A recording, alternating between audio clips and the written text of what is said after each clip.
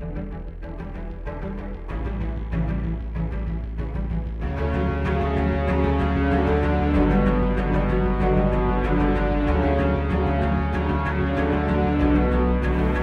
Aceh adalah negeri yang sangat kaya akan sejarah.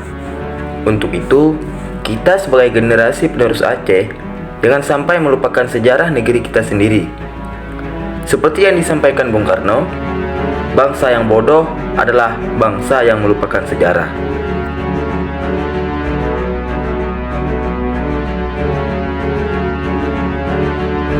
Aceh adalah negeri yang sangat istimewa. Aceh memiliki keunikan yang sangat kental akan nilai-nilai Islam yang telah menjadi urat nadi masyarakat Aceh dari dulu hingga sekarang.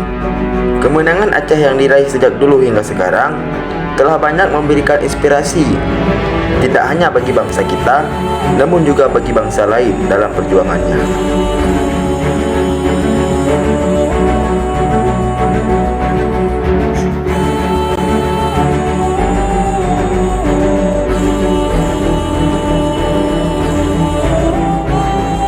Sultan Malikusaleh yang merupakan Raja Kerajaan Samudra Pasai adalah raja pertama di Asia Tenggara yang memeluk agama Islam, yang kala itu dibawa oleh Syekh Ismail, utusan dari Syarif Mekah, sewaktu dinasti Fatimiyah masih berkuasa.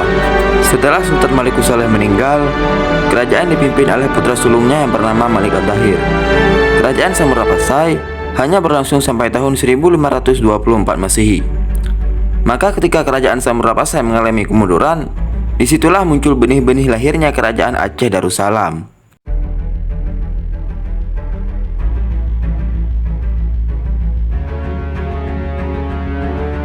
Pada tahun 1185, kerajaan Lamuri di bawah kepemimpinan Maharaja Indra Sakti yang saat itu masih menganut ajaran Buddha diserang oleh pasukan Cina yang telah menduduki kawasan Lepung. Kemudian Maharaja Indra Sakti meminta bala bantuan kepada Kesultanan Perlak yang kala itu sudah berkiblat ke Islam. Panglima pasukan yang dikirim oleh kerajaan Perlak bernama Merah Johan. Bala bantuan ini berhasil memukul mundur pasukan Cina. Sisa dari pasukan ini sebagian menetap di Lamuri, termasuk Merah Johan. Untuk membalas jasa Merah Johan pun dinikahkan dengan anak perempuan Maharaja Indra Sakti. Setelah Maharaja Indra Sakti meninggal dunia, Merah Johan diangkat menjadi raja baru dengan gelar Sultan Alaiddin Johan Shah.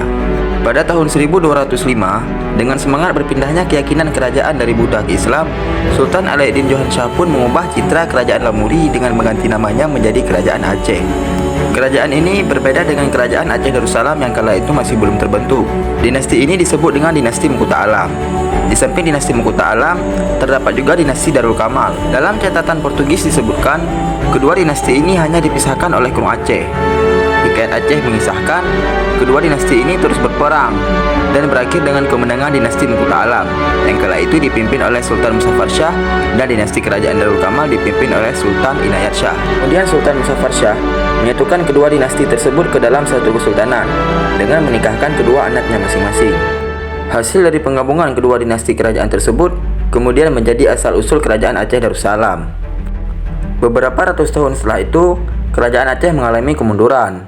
Hingga pada tahun 1496, para pembesar kerajaan mengangkat generasi kerajaan yang ke-11 untuk memimpin kerajaan. Beliau adalah Sultan Ali Muqayyad Shah. Dalam masa kepemimpinannya, beliau mengubah nama Kerajaan Aceh menjadi Kerajaan Aceh Darussalam. Maka dapat dikatakan, beliau adalah pendiri Kerajaan Aceh Darussalam. Bukan hanya itu saja, Sultan Ali juga berhasil menaklukkan kerajaan-kerajaan di sekitarnya, seperti Dayak, Pedir, Lidi, dan Nakur. Pada tahun 1524, Sultan Ali Muqayyad Shah juga berhasil menaklukkan kerajaan Samudra Pasai. Setelah Sultan Ali Muqayyad Shah wafat, kerajaan Aceh dipimpin oleh anaknya yang bernama Sultan Salahuddin sejak tahun 1530 Masehi sampai tahun 1539 Masehi. Kemudian kerajaan Aceh dipimpin oleh Sultan Alaiddin Riayat Shah yang memimpin pada tahun 1539 sampai tahun 1571 Masehi. Pada masa kepemimpinannya lah kerajaan Aceh diserang oleh bangsa Portugis yang dibantu oleh kerajaan Johor, Perak, dan Pahang yang kala itu masih memusuhi Aceh. Setelah wafatnya Sultan Alaiddin Riayat Shah, kerajaan Aceh Darussalam dipimpin oleh Sultan Husain Ali sejak tahun 1571 sampai tahun 1579 Masehi. Kemudian kepemimpinan kerajaan Aceh terus silih berganti. Hingga sampai pada tahun 1589, kerajaan Aceh dipimpin oleh Sultan Alaiddin Riayat Shah IV. Pada masa beliaulah banyak buku dan kitab diterbitkan, seperti kitab Tajuk Salatin yang ditulis oleh pedagang dari Persia yang bernama Syekh Bukhari Al-Jauhari pada tahun 1603 Masehi.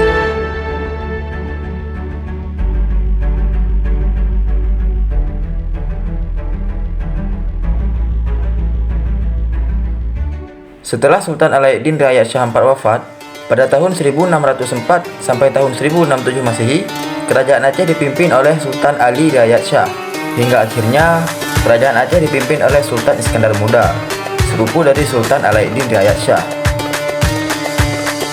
Pada masa beliaulah kerajaan Aceh Darussalam mencapai puncak kejayaannya. Sultan Iskandar Muda juga berhasil menaklukkan wilayah timur, seperti Delhi dan Aru, dan juga wilayah barat seperti Dia, Rabu, Singkil, Priaman, dan Padang. Tak hanya berhenti sampai di situ, Sultan Iskandar Muda juga berhasil menaklukkan wilayah luar seperti Johor, Pahang, Perak, dan Kedah.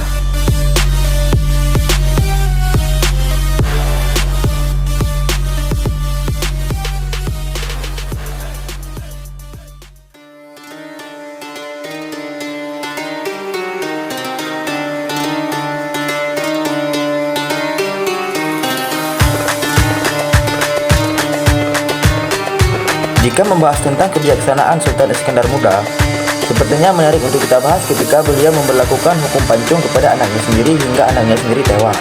Kejadian itu berawal dari Pangeran Marah Pupuk yang merupakan pewaris tahta kerajaan sedang dalam perjalanan pulang seusai latihan berperang. Kemudian ia menyaksikan perempuan cantik yang sedang tertidur di bawah pepohonan. Kemudian syahwat pangeran pun naik sehingga ia memperkosa perempuan cantik tersebut. Ketika sedang melakukan perbuatan keji tersebut, suami perempuan cantik itu pulang dan menyaksikan kejadian itu. Setelah itu Marah Pupuk pun kabur dengan menunggangi kudanya, dan sang suami perempuan tersebut yang juga merupakan seorang anggota bintara melaporkan kejadian itu kepada Sultan Iskandar Muda. Mendengar hal itu Sultan sangat murka, sehingga ia memerintahkan pasukan untuk menangkap Marah Pupuk. Seperti yang berlaku dalam Islam, apabila seseorang yang belum menikah melakukan perzinaan, maka ia akan dikenakan hukum cambuk.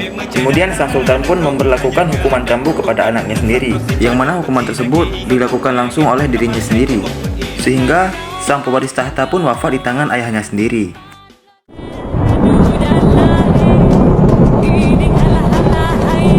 Pantang pedeng membalik sarung, pantang rincung membalik mata, pantang urung dicekoh kaum, pantang hukum ngan adat dapat sebelah mana.